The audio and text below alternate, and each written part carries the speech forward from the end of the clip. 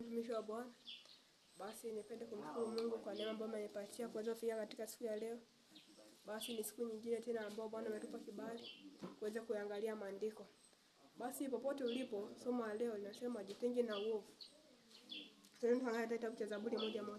Sema heri mtu yule asiyekwenda katika shauri la sio haki, wala kusimama katika njia ya wakosaji, wala uketi barazani pa wenye mizaha.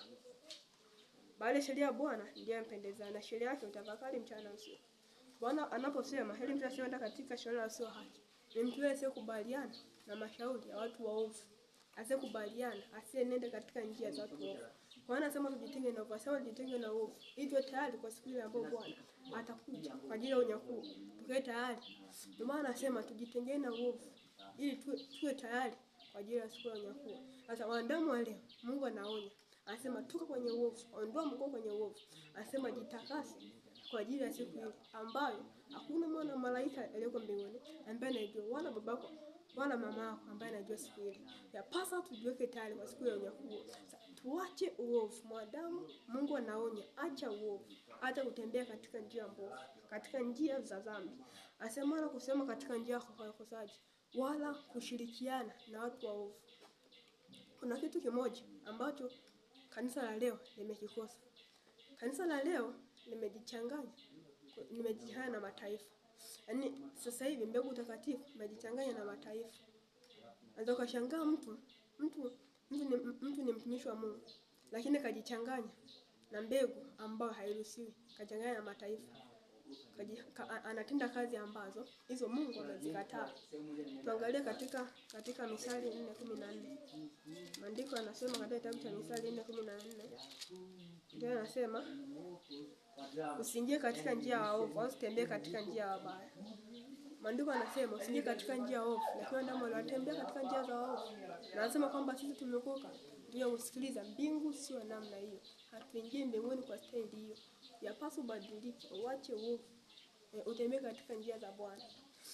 Kuna anaposema kwamba uache uovu, anamaanisha wewe uache kutembea katika njia za uovu na acha kutenda kazi au matendo ambayo ni ya dhambi. Kwa mfano unaweza kumkuta mtu hanywi pombe, lakini kazi anayoifanya ni ya dhambi. Anauza baa, maana hukumu ni ile ile. Na dhambi ni ile ile. Unaweza kuwa sio msengenyaji, lakini kwenye video vya sengenyaji na unashiriki na kwa hukumu ni ile ile. Anaposema kujitenga na uovu, sio tu jitenge na uovu, na uache uovu. Wao wanasema kwamba mimi nimejitenga na dhambi, kwamba mimi nimejitenga na uovu, halafu bado nashirikiana nao. Unapojitenga na uovu, achana nao kabisa, nao kabisa. Waachane na uovu. Siku zimeisha, ndio unasikiliza. Siku zimeisha. Maana wa Mungu wewe unasikiliza. Siku zimeisha, kaa tayari kwa ajili ya unyakuo. Kaa tayari kwa ajili ya unyakuo. Siku zimeisha, mwana wa Mungu, shtuka ulalae. Bwana anasema siku zimeisha, kesheni, kweni macho. Anasema aje kama mwivi. Kama vile ambapo mwivi anaingia ndani mwako, hata ujini mdanganya anaingia. Anaingia mtu sio zana, mtu sio tegemea. Napaswa tuweni makini, tuamkeni. Wakristo wa leo tuache kulala. Tumkimbilie Kristo. Tuache kulala na kuipenda dunia hii. Asi maandiko anasema toka kati yao ukajitenge nao. Hajamaanisha kwamba usiongee nao wala usiwe nao chakula. Bwana anasema jitenge nao, uondokane na kushirikiana nao. Anashirikiana na waovu, maana nani mwovu? Anashirikiana na watu na mabaya, nani tuna mabaya? Askari mmoja akawa ameenda kwenye kijio cha kutabanji. Yeye ni askari, akaenda kwenye kijio cha kutabanji. Askari wenzake alipokuja kuangalia pale, akamkuta naye na akabwekwa katika wale kutabanji. Kwa na wewe siku unyakuo ikikatokea, wakuta uko sehemu ambazo sio salama. Haijalishi kwamba uko unaenda kanisani. Kuna mazingira ambayo mwana Mungu ruhusu kuwepo. Mwana Mungu ruhusu kanyaga disco. Sasa ushangaa Kristo wa leo disco anaenda. Na mna bahati mbaya ni watoto wadogo. Wanasherehekea disco na anafurahia. Mwana Mungu unalala baa. Mwana Mungu unakunywa pombe. Achana na dhambi. Achana na uovu. Au mazingira au miktaza, mwana Mungu ruhusu kuwepo. Mwana Mungu na kwenye video vya sengenyaji. Nani msengenyaji? Unashinda kwenye madangulo na wewe hiyo dhambi na wewe nakubeba. Hukumu ni ile ile. Wewe sio mnywa pombe lakini baa unashinda baa. Na wewe ni mlevi.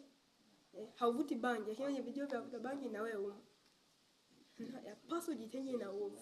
Hizi kweli atakapokuja mwana wa Adamu aukute katika njia ambayo aliagiza. Aukute ukiwa hali bado unasimama katika ile njia ambayo ameiagiza yeye. Sasa wana wa Mungu hivi wamechukulia wokovu kwa ni simple tu. Wamechukulia kwamba wokovu ni lele mama. Wokovu wa zamani haukuwa huu. Wokovu umepotoshwa. Umepotoshwa na madhehebu, umepotoshwa na madini. Wokovu wa sasa umepotoshwa. Sasa na watu kwa vile wana dini wanajifariji moyoni mwao kwamba tutakwenda mbinguni kwa sababu dini yetu ni safi, kwa sababu dini yetu ni nzuri. Sio nikwambie lengo la dini kwanza kuwafariji watu na kujihesabia haki ambapo haitakiwi. Mtu kwa vile huzulia ibada kila siku ndipo anajihesabia haki. Anaomba ni mkamilifu. Kuzulia ibada sio chanzo wala kigezo cha kufika mbinguni, bali ni kuishi mapenzi ya Kristo ambaye aliagiza. Hauwezi kaniambia kwamba wewe kila ibada unahudhuria lakini hakuna mabadiliko yoyote.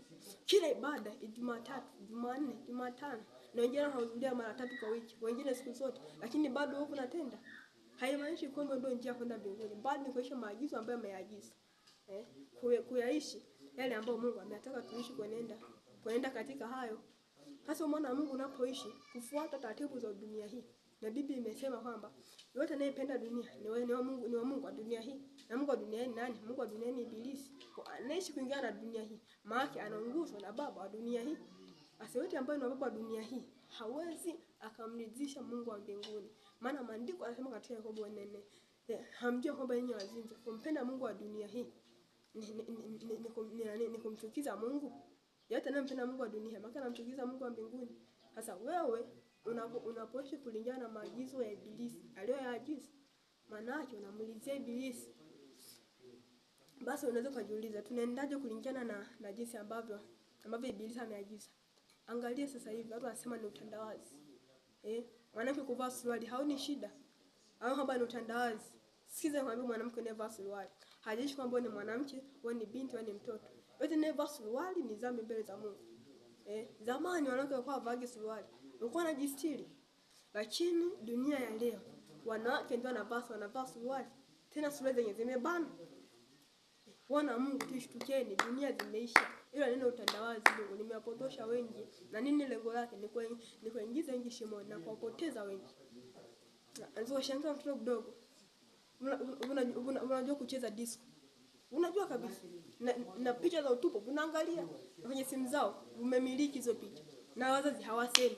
Wewe mzazi ambaye mtoto wako anatenda matendo maovu, haumkatazi haumuoni. Hukumu inakuhusu. Usipobadilika na kumonya mtoto wako, utadaiwa. Hiyo damu ya mtoto wako ambaye unamwona haumuoni, Mungu atataka mikononi mwako. Unapoona mtu anatenda uovu, mkataze, muonye. Kumbuka wale watoto wa Eli, hivyo wakifanya dhambi mbele za Mungu. Angalia, Eli aliwaacha, angalia kilichofuata. Na wewe yapasa uishi kuenda na neno linavyosema. Yapasa ulifuate neno. Maandiko yanasema tukeshe na kuomba, siku zimeisha, tuombe bila kukoma. Sikiza ndugu yangu, wewe ni msafiri tu katika dunia hii. Na safiri wote wanakwenda na muda. Siku sio zani. Na muda usio zani. Unaweza kuachwa. Yapasa tuweni makini, siku zimeisha. Tugeukeni, siku zimeisha. Muda umeisha ndugu yangu. Tugeuke, tubadilike. Muda umeisha ndugu unayesikiliza. Kufumba na kufumbua utajikuta mahali ambapo haukutarajia. Utajikuta ambapo unaanza kuuliza hapa ni wapi? Hapa ni wapi? Ndugu usikiliza. Pambana, wewe ni msafiri. Hebu ashumu hapa Kigoma. Kuna mabasi haya ambayo yanatoka Kigoma kwenda mikoani. Wasafiri wanaenda na muda, Muda wote wako stendi wasubiria basi. Sasa wewe ni msafiri wa Kristo, hapo uko umelala. Ndugu utaachwa. Pambana, usipende kuingia jehanamu ya moto. Pambana, usipende kuingia katika jehanamu ya moto. Huko sio kwenda kula ugali ndugu yangu. Sio kwenda kula chipsi. Wala wapenzi wa chips. Huko ni mateso makali. Ogopa kwenda jehanamu ya moto. Jehanamu ya moto hajiambia mwanadamu. Ameumbiwa Ibilisi na wafuasi wake.